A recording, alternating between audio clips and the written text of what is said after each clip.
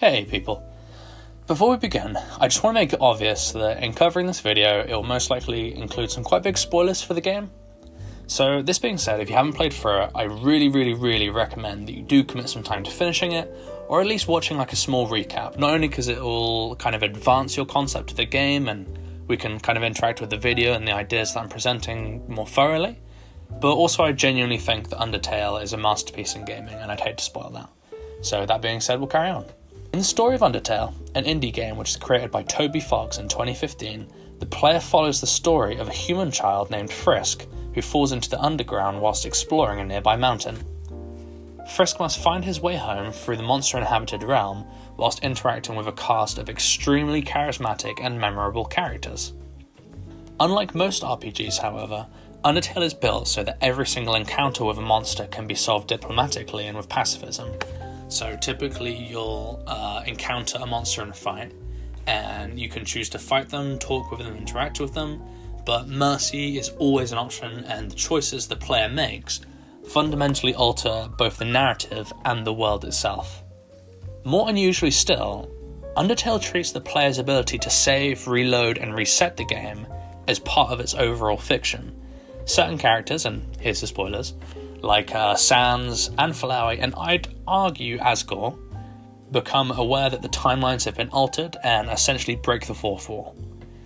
Memories persist across erased histories throughout the characters' lives, and death itself gradually loses its permanence. Now, what begins as quite a clever gameplay mechanic quickly develops into something which I think is a lot more philosophically rich. I think that the underlying question in Undertale is that if history and death can be endlessly replayed and rewritten, then what becomes of meaning? Martin Heidegger, a pretty questionable, I'd argue, 20th century philosopher, claims that authentic existence begins with our confrontation with death. Death is not just the end of life, but it's an extremely present precondition to our lives, which gives all of our actions urgency in the first place. Now, this being said, Heidegger did write some extremely complex writings, so I think it's important to understand that I'm no expert, but as far as I'm concerned, the primary idea is this. There will be a day where we will lose the ability to make decisions and act altogether.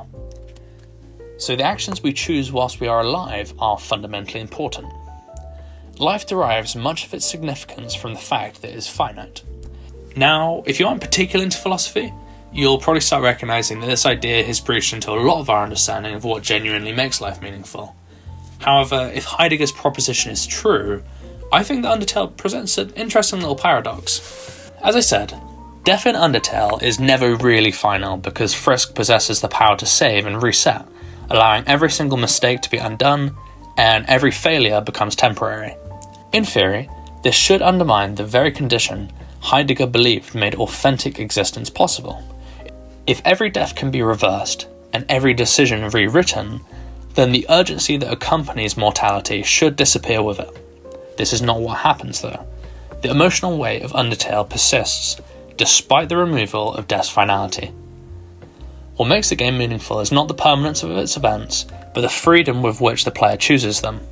Free will in this game is extremely prominent. A true pacifist ending is never really imposed upon the player, which is one of the multiple endings of the game, only acquired if the player has not done a single point of damage to a monster throughout the playthrough. It must be cultivated through repeated acts of mercy, patience, and compassion. The relationships formed with Toriel, Papyrus, Undyne, and the others are valuable not because they can be undone, but because the player continuously chooses to bring them about.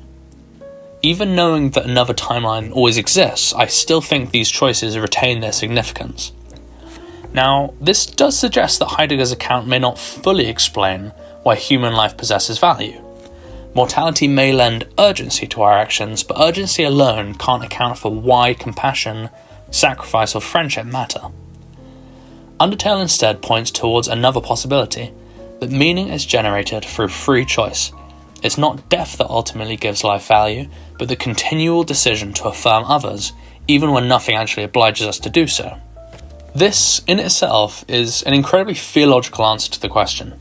Those familiar with the story of the Garden of Eden and the issues concerning free will within Christianity will know of the anecdote that love and obedience to God is only really rendered meaningful because of our ability to choose to do so.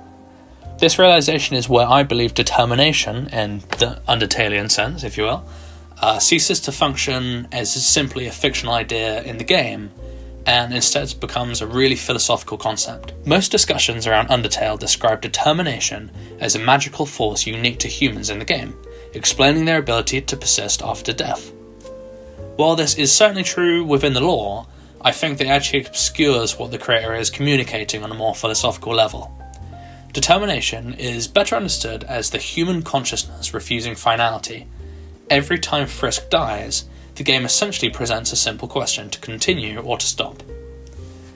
Now, literally, this doesn't really seem like much more than a pretty ordinary game mechanic, but I truly feel that in the context of Undertale, the character's death lore-wise should mean that the story has ended, but the will of the player declares that it is not. I believe it's Camus' idea, and Camus scholars can correct me in the comments, but in an absurd world which seems to have departed from meaning or any feeling of being just, the correct approach, in his view, is a life-affirming revolt against the seemingly bleak absurdity of life.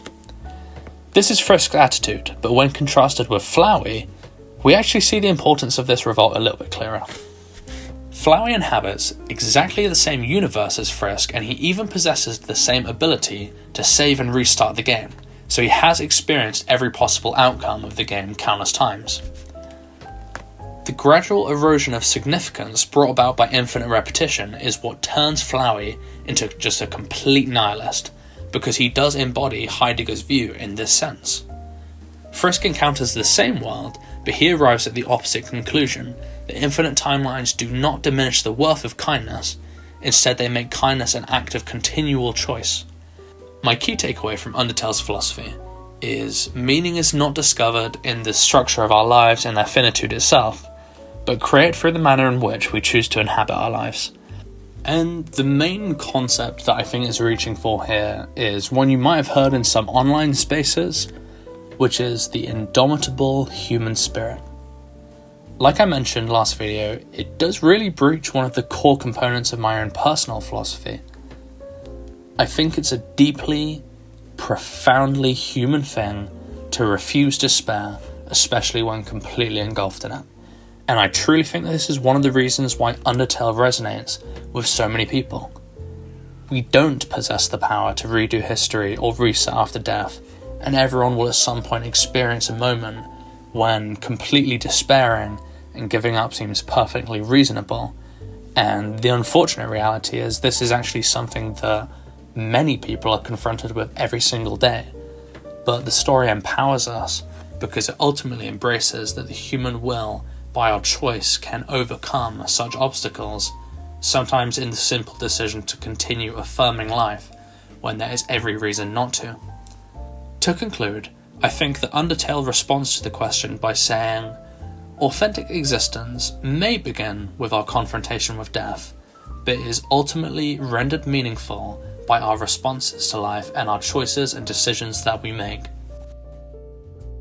Now, I really hope you enjoyed. I loved making this video. It was slightly longer than my one on Hamlet, maybe by a few hundred words, and it was just inspired by replaying the game, man. I loved it when I was a kid. I did 100% it, so a little flex, but I'm sure there are some more thorough or controversial conversations to be had regarding Undertale's philosophy, especially from Heidegger's perspective. At some point I'll probably play Deltarune as well. Never played it, but it looks pretty damn good, and I think it's a sequel, or it might be a prequel. I didn't do my research. But yeah, I really hope you enjoyed, and thank you for your time if you made it this far. Sincerely, Charlie.